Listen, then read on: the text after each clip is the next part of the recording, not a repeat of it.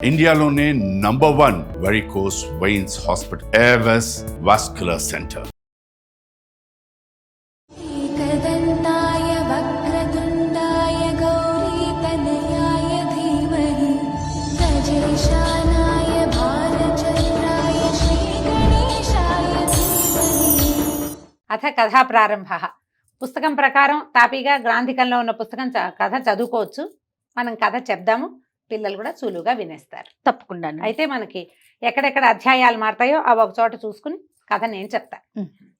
వినాయక వ్రత కథ ప్రారంభం ఎట్లా అయిందంటే, సూత మహాముని సౌనకాద మునులకి విఘ్నోత్పత్తి, ఈయన విఘ్న గణనాథుడు ఎట్లా పుట్టాడు, ఏ రకంగా ఆయన్ని తలుచుకుంటే జనులకి విఘ్నాలు అవి తొలుగుతాయి, జీవితం ప్రశాంతంగా మానవులకు వెళ్తుంది, దేవతలు కూడా ఈయన్ని ఎట్లా పూజించారు, తర్వాత ఈ విఘ్నేశ్వరుడి పూజ చేయకపోతే ఎట్లా నీలాప నిందల పాలవుతారు, ఆ కథా ప్రారంభం అంతా మొదటి నుంచి చెప్పడం మొదలుపెట్టారట. పూర్వం ఒకసారట పరమేశ్వరుడు గజముఖం కలిగిన ఒక రాక్షసుడు తన కోసం తపస్సు చేసి, ఆయన చాలా తీవ్రమైన తపస్సు చేశాడు. గజాసురుడు అనే రాక్షసుడు గజముఖం కలిగి ఉన్నవాడనమాట. అయితే అతను చాలా కాలం తపస్సు చేయగా పరమేశ్వరుడు ప్రత్యక్షమయ్యాడు. సాధారణంగా బ్రహ్మదేవుడికి ఎక్కువ కాలం తపస్సు చేయాలి, శివుడికి అంత ఎక్కువ కాలం తపస్సు చేయక్కర్ల, సులభ సాధ్యుడు శివుడు. ఆయనకి ప్రత్యక్షమైనాక పరమేశ్వరుడు అడిగాడు, నీకేం కావాలి నాయన అంటే, అయ్యా నువ్వే నాకు కావాలి, నా యందు నివసించి ఉండమని గజాసురుడు పరిపరి విధాలుగా పరమేశ్వరుని ప్రార్థించాడు. భక్త సులభుడైన పరమేశ్వరుడు అలాగేనని ఈ గజాసురుడి యొక్క గర్భంలోనే అతని లోపలే ఆత్మలింగ స్వరూపంతో ఉండిపోయాడు. అయితే ఎంతకాలమైనా వరాలు ఇవ్వడానికి వెళ్ళిన పరమేశ్వరుడు తిరిగి రాకపోయేసరికి పార్వతీదేవి, తర్వాత కైలాసంలో ఉన్న ప్రమథగణాలందరూ చాలా ఆందోళన చెంది స్వామి ఎక్కడున్నాడని అన్ని చోట్ల ప్రశ్నించి గజాసురుడి గర్భంలో ఉన్నాడని తెలుసుకుని ఆయనని ఏ విధంగా అయినా వెనక్కి తెచ్చుకునే ఉపాయం వాళ్ళకి తెలియక బ్రహ్మ విష్ణువులు ఇద్దరిని వాళ్ళు ఆశ్రయించారు, ఏదో ఒక విధంగా పరమేశ్వరుని వెనక్కి తెచ్చుకురమ్మని. అయితే విష్ణువు ఏంటంటే జగన్నాటక సూత్రధారి. ఆయన ఏం చేశాడంటే, ఈ గజాసురుడు అనేవాడు పరమేశ్వరుని గర్భంలో ఈ రోజు పెట్టుకున్నాడు, ఆయన్ని బయటికి తీసుకొస్తే రేపు వాడు మళ్ళీ తపస్సు చేస్తాడు, మళ్ళీ వాడి గర్భంలోకి మళ్ళీ వెళ్ళిపోతాడు, ఈయన ఒప్పుకుంటాడు కదా. అందుకని అసలు ఈ గజాసురుడు అనే వాడిని లేకుండా సంహరించాలని, లేకుండా చెయ్యాలి. ఇంకా అదే దానికోసం అని ఏం చేశాడట, ఈ బ్రహ్మాది దేవతలందరినీ గంగిరెద్దుల వాళ్ళుగా తయారు చేశాడు. తను కూడా సన్నాయి అవి దాల్చి సన్నాయి వాయిస్తూ, తర్వాత ఏమో ఈ విష్ణువు ఇంద్రుడు మొదలైన వాళ్ళందరికీ ఏమో ఈ డోలు సన్నాయి వాయిద్యాలు అవన్నీ ఇచ్చాడనమాట.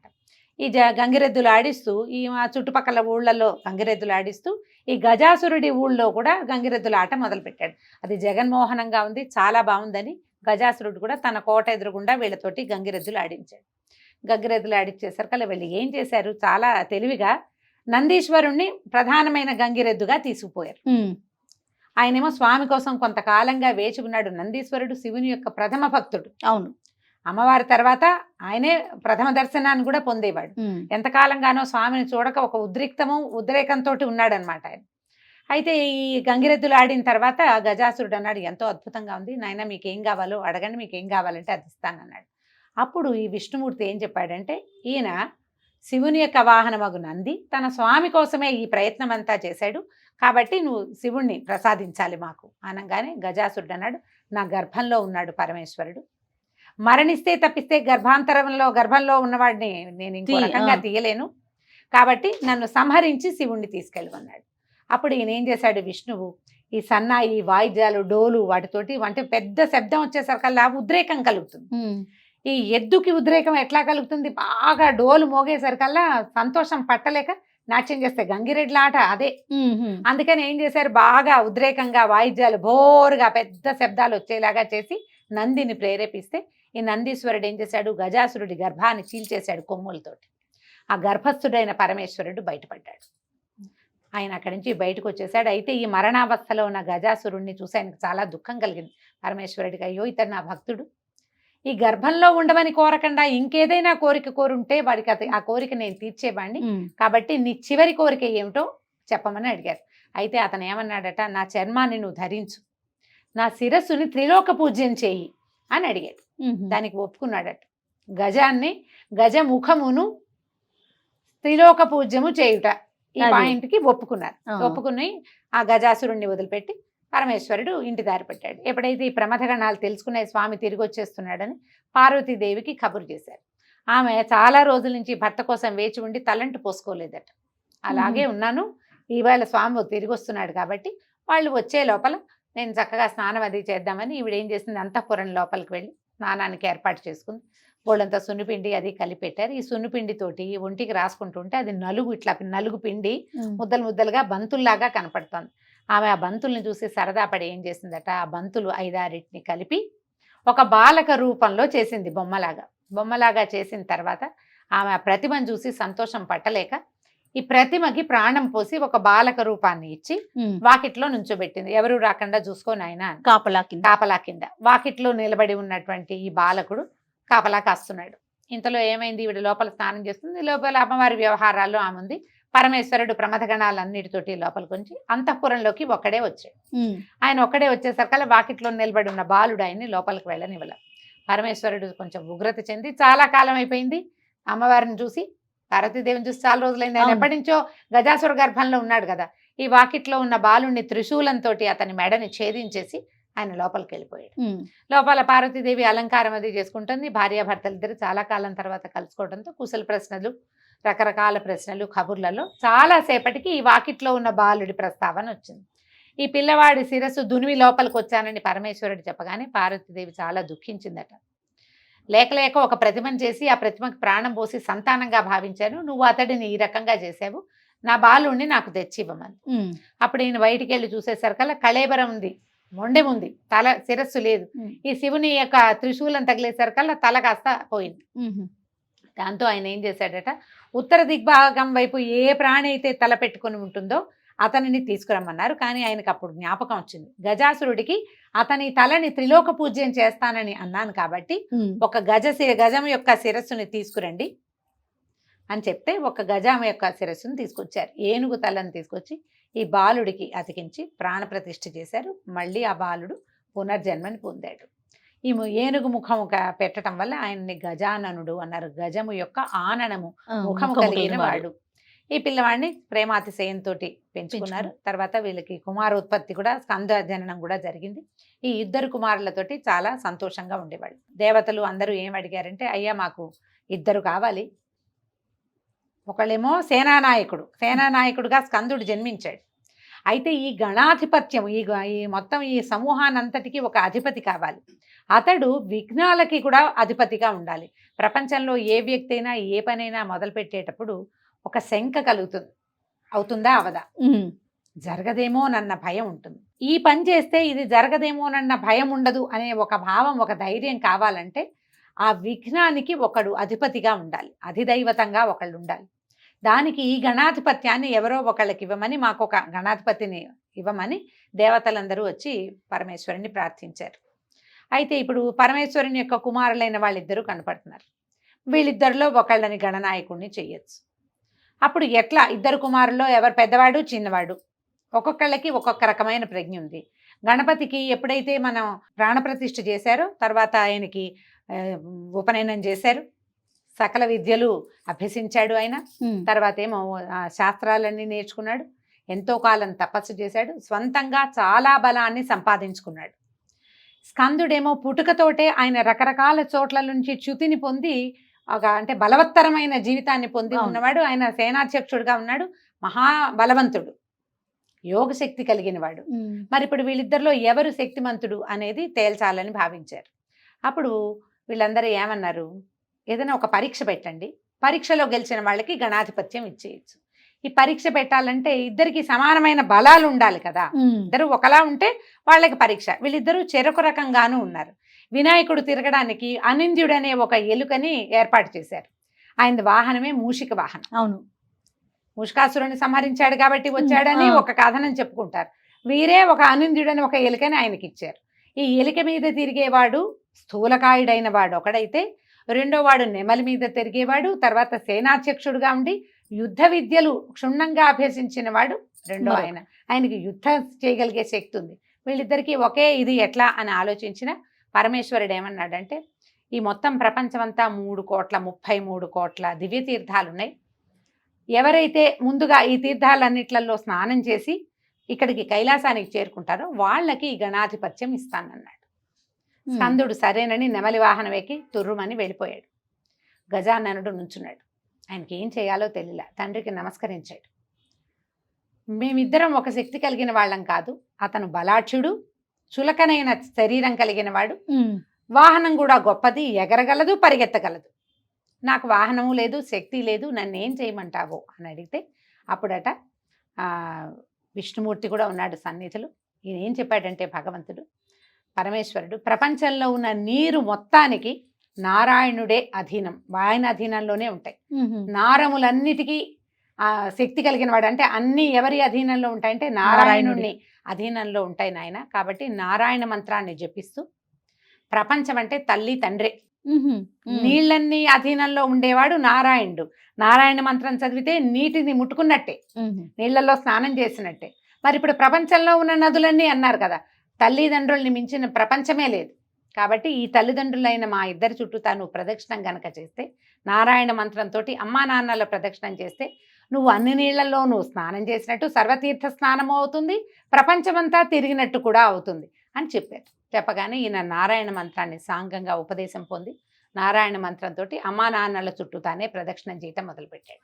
ఈయన ప్రదక్షిణం చేస్తుంటే స్కందుడు ఏ ఏ తీర్థాల్లోకి వెళ్ళాడో అక్కడి నుంచి తన అన్నయ్య స్నానం చేస్తూ వెనక్కి వస్తున్నట్టుగా కనపడుతున్నాడట ఆయనకి.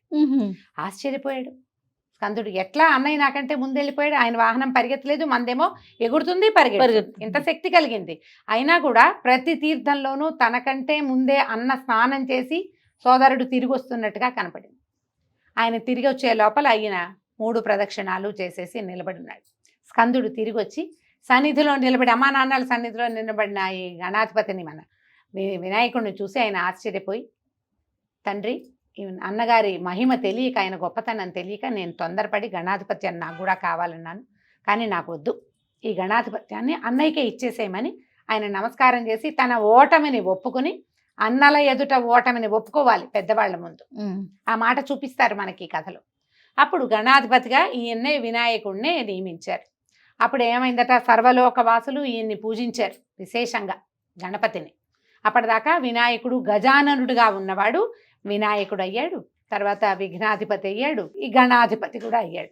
అందరి దగ్గరికి వెళ్ళాడు, అందరి ఇళ్లలోనూ పూజలు చేశారు, ఆయనకి బోల్డని రకాల సమర్పించారు. ఈయనకి మొదటి నుంచి ఆహార ప్రియుడుగా కనపడతాడు. గజ ముఖం అవటం వల్ల గజమే ఆహార ప్రియత్వము, అంటే ఎక్కువ ఆహారాన్ని తీసుకునే పద్ధతి కలిగింది కాబట్టి బొజ్జగన్నపై అంటే ఆహారం తీవ్రంగా ఎక్కువ తీసుకునేవాడు. ఇన్ని రకాల పదార్థాలు అన్ని చోట్ల దేవతలు అందరి ఇళ్లకి వెళ్ళాడు, ఎవరేం పెడితే అవి ఆరగించాడు. కడుపు నిండా తిన్నాడు. తిన్నాక చీకటి పడ్డాక ఇంటికి వచ్చాడట. ఈ కైలాసానికి తిరిగి వస్తున్నాడు. ఈ వస్తుంటే ఏం చేశాడు, కొన్ని లడ్డూలు పట్టుకున్నాడు, కొన్ని ఎలుకకి ఇచ్చాడు, ఆల్రెడీ భుజించాడు. బాగా నిండుగా ఉండేసరికి ఆయాస పడుతున్నాడు. ఆయన ఏం చేశాడు, వచ్చి ఇవాళ నాకు గణాధిపత్యం లభించింది, వీరందరి సేవలు నేను పొందానని వాళ్ళ అమ్మకి నాన్నకి ఇద్దరికి నమస్కరిద్దాం అనుకున్నాడు. వంగితే ఈయనకి చేతులు అందితే కాళ్ళు లేచిపోతున్నాయి, కాళ్ళు నేల మీద ఉంటే చేతులు అందట్లా. ఈ నమస్కారం చేయటానికి అవస్థ పడుతున్నటువంటి గణపతిని చూసేసరికల్లా పరమేశ్వరుడి తలభాగంలో చంద్రవంక స్వరూపంలో చంద్రుడు ఉంటాడు. ఆయన పక్కపక్కగా నవ్వాడు. పుస్తకాల్లో వికటముగా నవ్వేను అని రాస్తారు. ఎక్కిరించాడనమాట, పరిహాసంగా నవ్వేసరికల్లా ఆ నవ్వుకి ఈ గణాధిపతి యొక్క బొజ్జ పగిలి ఆయన కాస్త మృతుడైపోయాడు, పడిపోయాడు కింద. ఆ పొజ్జలోంచి రకరకాల కొడువులు, ఉండ్రాళ్ళు, పొద్దునుంచి తిన్నటువంటి మోదకాలు, లడ్డూలు అన్నీ నేలంతా దొర్లినాయి. ఈ పార్వతీదేవి కష్టపడిపోయింది, చాలా కష్టంతో వచ్చింది ఆవిడకి. ఓరి దుర్మార్గుడా, నిన్ను చూడడం వల్లే కదా నా పిల్లవాడు ఇట్లా అయిపోయాడు, రాచ దృష్టి తగిలితే రాళ్ళు కూడా ముక్కలవుతాయి, నీ దృష్టి తగిలి నాకు కుమారుడు ఇట్లా భూపతనం చెందాడు, నిన్నెవరు చూస్తే వాళ్ళకి నీలాప నిందలు కలుగ్గాక అని చంద్రుణ్ణి శపించి ఆవిడ దుఃఖంతో కుమారుడి దగ్గర కూర్చుంది. ఇంతలో దేవతలందరూ వచ్చారు, విష్ణుమూర్తి కూడా వచ్చి అతనిని మళ్ళీ జీవితుణ్ణి చేశారు. అయిపోయింది కథ. ఇంతలో ఏమైంది, ఎప్పుడైతే ఈ చంద్రుణ్ణి ఇప్పుడు పార్వతీదేవి శపించిందో ఆ సమయంలో ఏమైంది, భూలోకంలో ఋషిపత్నులు సప్తర్షులందరూ ఏదో యజ్ఞం చేసుకుంటున్నారు. యజ్ఞకుండ ఉంది, కుండల్లో అగ్నిదేవుడు మంచి జ్వాలతోటి వెలుగుతున్నాడు. ఋషిపత్నులు ఋషులు కలిసి ఇలా ప్రదక్షిణ చేస్తుండేసరికల్లా అగ్నిదేవుడు ఈ ఋషిపత్నుల సౌందర్యం చూసి చాలా సౌందర్యవతులుగా ఉన్నారని భావించాడు. అయితే అగ్ని భార్య అయినటువంటి స్వాహాదేవి ఏం చేసిందట, అరుంధతి తప్ప మిగిలిన ఋషిపత్నులందరి స్వరూపాలు ధరించి భర్తకి ప్రీతి చేసింది. ఆ సమయంలో అగ్నిహోత్రంలోకి లోపలికి చూసిన సప్తర్షులు తమ భార్యల్ని లోపల చూసి ఈ అగ్నితో ఉన్నవాళ్ళు తమ భార్యలేనని భ్రమపడి భార్యల్ని విడనాడారు.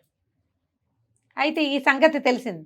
అప్పుడు ఏమనుకున్నారు, అది కాదు జరిగిన మాట. నారదుడు వచ్చి ఆయన చెప్పాడనమాట, ఈ చంద్రుణ్ణి చూశారు, ఇది సాయంకాలం అయ్యింది, ఈ పార్వతీదేమో చంద్రుణ్ణి శపించింది, ఆ సమయంలోనే ఈ చంద్రబింబాన్ని వీళ్ళందరూ చూశారు.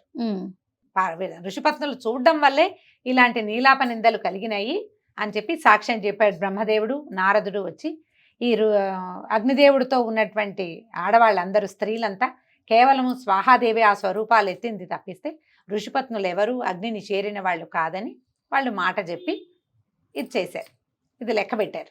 సరే సర్దుకున్నారు. కానీ ఎవరైనా సరే చంద్రుడిని చూడంగానే నీలాప నిందలు వస్తాయి. అప్పుడు అందరూ పార్వతీదేవి దగ్గరికి వెళ్ళారమ్మా, ఇది ఎట్లా కుదురుతుంది, చంద్రుడు సాయంకాలం అయితే వస్తాడు, నెలలో కనీసం 25 రోజులు ఆకాశంలో ఉంటాడు కదా, చంద్రుడి వల్లే ప్రపంచం నడుస్తుంది, అతని వల్లే పంటలు పండుతాయి, చూడొద్దంటే మానవులంతా ఏమైపోతారు, ఋషులు ఋషిపత్నులు కాబట్టి ఈ కథ ఇట్లా సుఖాంతమైంది, మానవుల వల్ల ఎట్లా అవుతుంది అనేసరికి ఆవిడ సర్దుకుని ఒక శాప అవసానం ఏం చెప్పిందని, అవసానం కాదు ఇది, ఒక చిన్న అమెండ్మెంట్ లాంటిది. ఏ రోజునైతే చంద్రుడు చూడడం వల్ల గణపతికి ఆయనకి బాధ కలిగిందో, ఏ రోజు శపించబడ్డాడో చంద్రుడు, ఆ ఒక్క రోజు తప్ప మిగిలిన ఏ రోజులు అయినా పర్వాలేదు. తర్వాత ఆ రోజున గణపతిని పూజించకుండా గనక మీరు చంద్రుడిని చూస్తే ఇబ్బంది, నీలాప నిందలు కలుగుతాయని ఆవిడ ఆ ఒక రోజు చూడొద్దు అని చెప్పింది. చెప్పాక ఈ కథ నడిచిపోయింది. తర్వాత ఈయన గణాధిపతి అయ్యాడు. ఎప్పుడైనా సరే ఏం చేయబోతున్నా మొట్టమొదటి గణపతిని పూజించిన వాళ్ళకి అన్ని విఘ్నాలు పోయి వాళ్ళ పనులు అవటం, దేవతలందరూ సంతోషంగా ఉండేవాళ్ళు, రకరకాల యజ్ఞాలు హోమాలు జరిగేవి. దీని తర్వాత ఏమైంది, ఆ కాలం గడిచిన తర్వాత ఒకసారి నారద మహాముని ద్వాపర యుగంలో కృష్ణ పరమాత్మని చూడబోయి చాలాసేపు ముచ్చట్లాడుకున్నారు, కబుర్లు చెప్పుకున్న తర్వాత ఏం చెప్పాడంటే, సాయంకాలం అవుతోంది, ఈ రోజున పార్వతీదేవి చంద్రుడిని చూడకూడదని శపించింది, ఇవాళ చతుర్థి వినాయక చవితి కాబట్టి ఈ రోజున చూడకూడదండి, అందుకని నేను పెందరాళే వెళ్ళిపోతానని చీకటి పడకుండానే నారద మహాముని వెళ్ళిపోయాడట. వెళ్ళిపోతే కృష్ణ పరమాత్మ ఏం చేశాడు, ఊరంతా చాటించారట. ఏమని, ఈ రోజున గణేష్ చతుర్థి వినాయక చతుర్థి కాబట్టి లోకంలో మొత్తం ఊర్లో ఉన్న వాళ్ళందరూ, ద్వారకా నగరంలో ఉన్న వాళ్ళందరూ చీకటి పడగానే ఇళ్లలోకి వెళ్ళిపోండి, చంద్రుణ్ణి చూడొద్దు, నీలాప నిందలు కలుగుతాయి అని చెప్పారు. ఈ చెప్పిన తర్వాత సరే అందరూ ఎవరి దారిని వాళ్ళు సర్దుకున్నారు, చాటింపు వేయించారు. చీకటి పడిన తర్వాత కృష్ణ పరమాత్మ ఏం చేశాడు, చంద్రుడిని చూడకుండానే గోష్టంలోకి వెళ్ళాడు. ఆయన క్షీరప్రియుడు, పాలు తాగాలి, సాయంకాలం ఏమిటి ఫ్రెష్గా అప్పుడే తీసిన గుమ్మ పాలు తాగుతాడు కృష్ణ పరమాత్మ. ఆయనే వెళ్ళి పాలు పితకడానికి ఆవు దగ్గరికి వెళ్ళాడు. పాలు పితికితే ఆ చెంబులో ఏ పాత్రలోకి అయితే పాలు తీస్తాడో అందులో చంద్రుని యొక్క ప్రతిబింబం కనపడింది. అది చూసనుకుని ఆహా, నాకు ఎట్టి నీలాప నిందలు కలుగుతాయో కదా, రేపొద్దున ఏదో ఇబ్బంది వస్తుంది మనకి అని అనుకుంటూనే ఆయన అప్పటికి వెళ్ళిపోయాడు. ఆ కాలంలో ఏం జరిగిందంటే, ఈ ద్వారకా నగరంలో సత్రాజిత్ అని ఒక ఆయన ఉండేవాడు. ఈ సత్రాజిత్ ఏంటంటే మహాసూర్య భక్తుడు. ఆయన సూర్యోపాసన చాలా సంవత్సరాలు చేసి సూర్యుడి నుంచి ఒక అద్భుతమైన మణిని వరంగా పొందాడు. శమంతకమణి దాని పేరు. రోజుకి 100 బారువుల బంగారం ఇస్తుందట. అది వాళ్ళ ఇంటి నిండా బంగారమే. అయితే ఏమైంది, ఎప్పుడైతే ఈయనకి ఈ మణి లభించి ఆయన చాలా సంపన్నుడయ్యాడో, శ్రీకృష్ణుల వారు ఈయనని అడిగారు సత్రాజిత్తును, ఇంత అద్భుతమైన మణి రాజు దగ్గర ఉండాలి, మన రాజుకి ఈ మణి ఇవ్వమని అడిగారు. అడిగితే ఈయనేమన్నాడు సత్రాజిత్తు, ఎవరైనా ఎంత సన్నిహితుడికైనా ఇంత బంగారం ఇచ్చే మణిని ఇస్తారా, నేను ఎన్నో సంవత్సరాలు సూర్యోపాసన చేసి సాధించాను కాబట్టి నేను ఇవ్వను అన్నాడు. కృష్ణుడు కూడా ఊరుకున్నాడు. దీని తర్వాత ఏం జరిగింది, ఒకనాడు ఆయన సత్రాజిత్తుకు ఒక తమ్ముడు ఉన్నాడు ప్రసేనుడని. అతను ఏం చేశాడట, దీనికి వెళ్తూ వేటాడడానికి వెళ్తూ ఆ మణి మీద సరదాతోటి మణి అడిగి మెళ్ళో వేసుకున్నాడు. తమ్ముడికైనా ఆయన ఇవ్వకుండా ఉండాల్సింది, తన సొంత తమ్ముడు కాబట్టి మణిని ధరించటమే కదా అది గొప్ప, ఆ మణిని ధరించడం ఇచ్చాడు. ప్రసేనుడు ఆ మణిని ధరించి మెళ్ళో ఆయన అడవిలోకి వేటాడడానికి వెళ్ళిపోయాడు. కానీ అతను తిరిగి రాల. శమంతకమణి ప్రసేనుడితోటి పోయింది. ఊరంతా గగోలు ఎత్తిపోయింది. అయితే ఈయన సత్రాజిత్ ఏమనుకున్నాడంటే, శ్రీకృష్ణుడు ఈ మణిని అడిగాడు, నేను ఇవ్వలేదు కాబట్టి మా తమ్ముడిని చంపి కృష్ణుడే ఈ మణిని అపహరించి ఉండవచ్చు అని ఒక వాక్యం ఆయన అన్నాడో చుట్టుపక్కల వాళ్ళు అంటే అయ్యుండొచ్చు అని కూడా అనుండొచ్చు. పుకార్లు ఇలాగే పుడతాయి. ఈ పుకారు బయటకు వచ్చేసింది. కృష్ణ పరమాత్మకు అంత అవసరం ఏముంది? ఆయన లక్ష్మీభర్తి కదా. అవును. కానీ ఈ మాట వచ్చింది ఎప్పుడైతే ఇది దొంగతనము ఒకటి, రెండోది హత్య. అడిగింది ఇవ్వలేదు కాబట్టి నయానో భయానో అయినా సరే తీసుకుంటానన్న మొండితనం, అదే కదా జరిగింది. దాంతో ఈ మాట రాగానే ఊరంతా చుట్టుముట్టి అంతఃపురంలో కూడా వచ్చింది శ్రీకృష్ణుడు అంతఃపురంలోకి. ఈయనే ఈ మణిని ఏదో మాయ చేశాడు అని.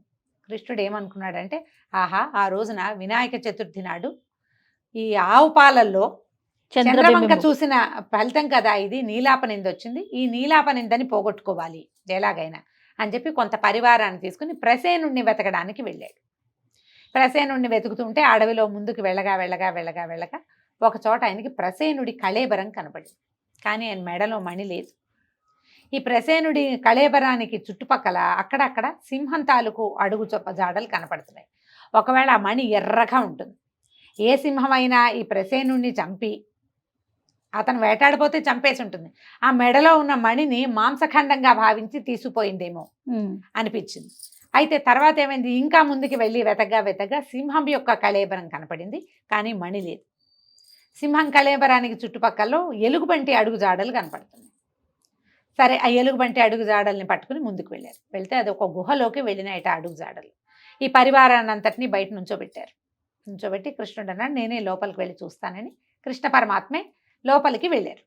ఈ గుహలోకి వెళ్ళేసరికి లోపలికి వెళ్తే ఒక ఉయ్యాలలో ఒక పిల్ల, ఒక పాప, మరి చంటి పిల్ల కాదు, కొంచెం పెద్దదే, ఉయ్యాల్లో ఉంది. ఆ ఉయ్యాల పైన ఈ మణి కట్టబడి కనపడింది ఆయనకి. ఒక 6-7 సంవత్సరాల బాలిక, తర్వాత ఏమో ఒక మణి.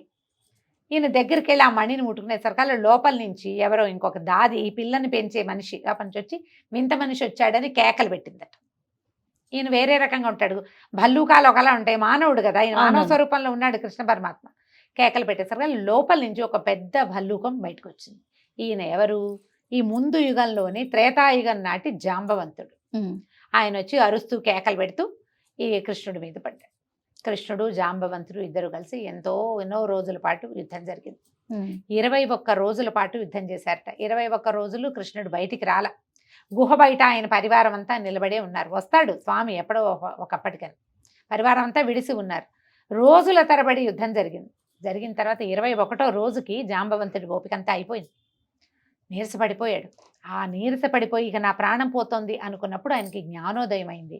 ఈ కనపడుతున్న తనతో యుద్ధం చేస్తున్న వ్యక్తి సాక్షాత్తు శ్రీమన్నారాయణుడు, శ్రీరాముడు. ఈ కనపడుతున్న స్వరూపం ఈయన స్వరూపం కాదు, ఈయన లోపల ఇంకో స్వరూపం ఉందని తెలుసుకున్నాడు. ఎప్పుడైతే ఆయనకి తెలిసిందో ఈ కృష్ణ స్వరూపంలో కనపడుతున్న వ్యక్తి ఆయనకి శ్రీరాముడిలాగా కోదండం పట్టుకుని దర్శనమిచ్చాడు. వెంటనే ఈయన పాదాలు పట్టుకున్నాడు. అయ్యా నన్ను క్షమించు తండ్రి. రామరావణ యుద్ధం జరుగుతున్న రోజుల్లో యుద్ధం అయిన తర్వాత అందరికీ తలా ఒక వరము ఇచ్చాడు రాముల వారు. అప్పుడు జాంబవంతుడు ఏం కోరుకున్నాడట, నీతో ద్వంద్వ యుద్ధం కావాలి తండ్రి అని అడిగాడట.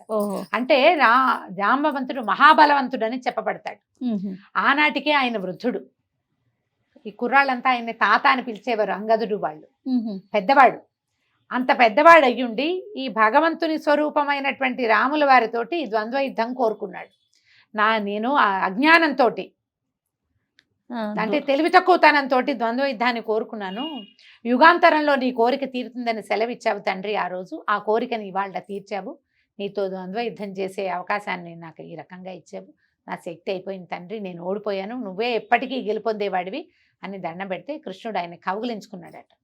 ఆ ఒళ్ళంతా నిమిరితే తగిలిన గాయాలు దెబ్బలు అన్నీ మాయమైపోయి అన్నీ స్వస్థత చెందాడు జాంబవంతుడు.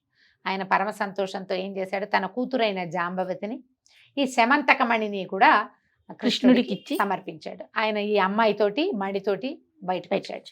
బయటకు వచ్చిన తర్వాత ఆయన పరివారం అంతా ఉంది కదా, వాళ్ళందరూ చాలా సంతోషించి స్వామిని ఊరేగింపుగా ద్వారకా నగరానికి తీసుకుపోయారు.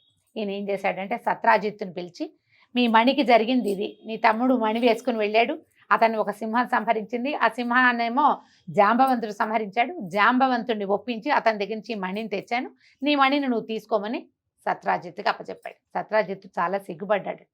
పొరపాటు చేశాను, ఇంత మాట అనకూడదు, ఒకవేళ పుకారు పుట్టినా నేను దాన్ని అణిచి ఉంచవలసిందని తన తప్పిదానికి ప్రాయశ్చిత్తంగా తన కుమార్తె అయినటువంటి సత్యభామను ఈ మణిని కూడా మళ్ళీ కృష్ణ పరమాత్మకే అప్పచెప్పారు.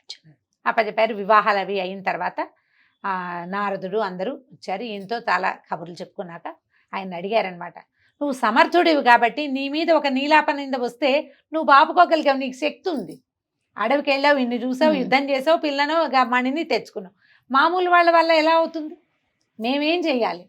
ఇప్పుడు పార్వతీదేవి శాపం ఇచ్చింది, ఎప్పుడు చూసినా చంద్రుని చూస్తే నీలాపనిందలు. అవును, అది సడలించి ఆమె ఒక్క రోజుకి పరిమితం చేసింది. ఆ ఒక్క రోజైనా చంద్రుని చూడకుండా ఉండగలమా?